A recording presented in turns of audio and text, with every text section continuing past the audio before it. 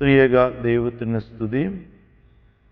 Priest spiritual mission എന്ന YouTube ചാനലിൻ്റെ biblical personalities എന്ന പരമ്പരയിലേക്ക് ഏവർക്കും ഹൃദ്യമായ സ്വാഗതം. യേശുവിൻ്റെ ജനന സമയത്ത് കിഴക്ക് നിന്ന് വന്ന ജ്ഞാനികളെ കുറിച്ച് ചിന്തിക്കുവാനായിട്ടാണ് ഇന്നേ ദിവസം നാം ആഗ്രഹിക്കുന്നത്. വിശുദ്ധ മത്തായി ശ്ലീഹ എഴുതിയ സുവിശേഷം 2-ാം അധ്യായം 1-2 വാക്യങ്ങൾ.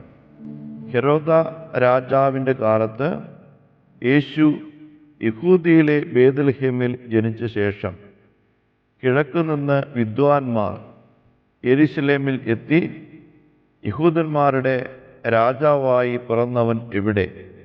ഞങ്ങൾ അവൻ്റെ നക്ഷത്രം കിഴക്ക് കണ്ട് അവനെ നമസ്കരിപ്പാൻ വന്നിരിക്കുന്നു എന്ന് പറഞ്ഞു.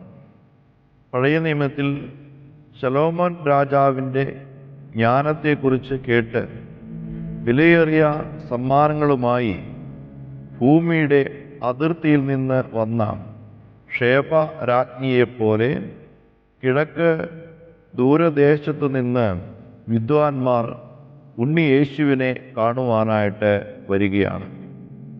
ഗ്രീക്ക് ബൈബിളിലെ മാഗി എന്ന പദമാണ് മലയാളം ബൈബിളിൽ വിദ്വാൻമാർ എന്ന് പരിഭാഷപ്പെടുത്തിയിരിക്കുന്നത്.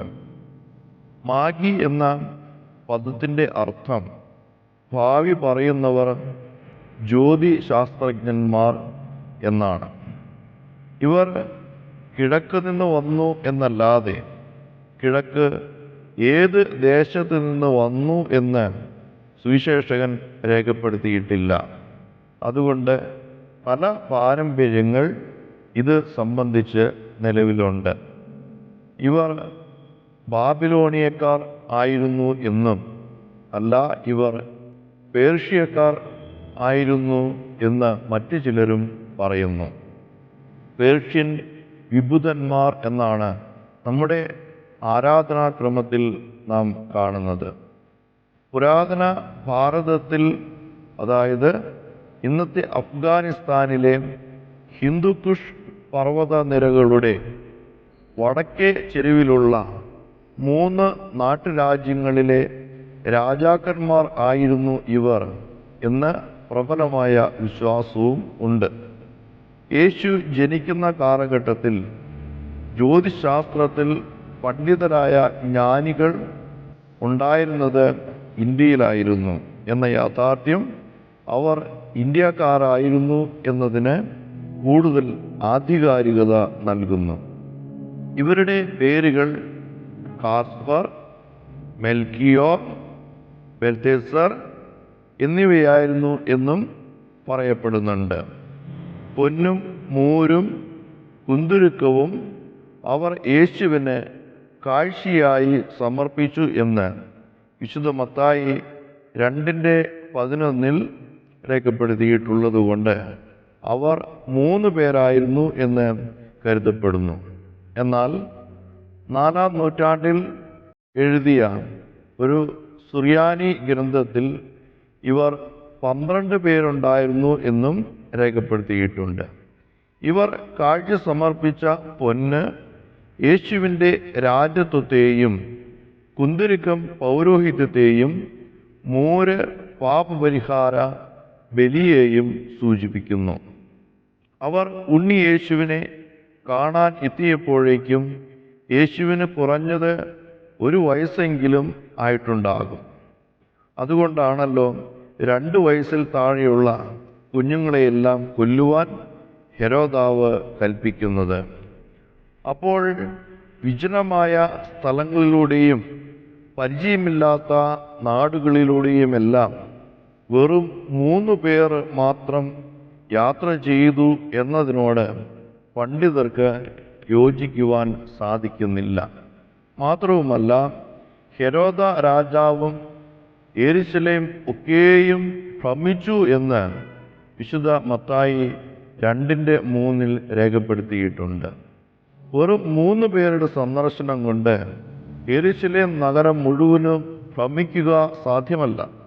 അതുകൊണ്ട് കുറഞ്ഞത് 100 പേരെങ്കിലുമുള്ള ഒരു വലിയ സംഘമാണ് അവർ എന്നാണ് ഭൂരിഭാഗം വേദപുസ്തക പണ്ഡിതന്മാരും അഭിപ്രായപ്പെടുന്നത്.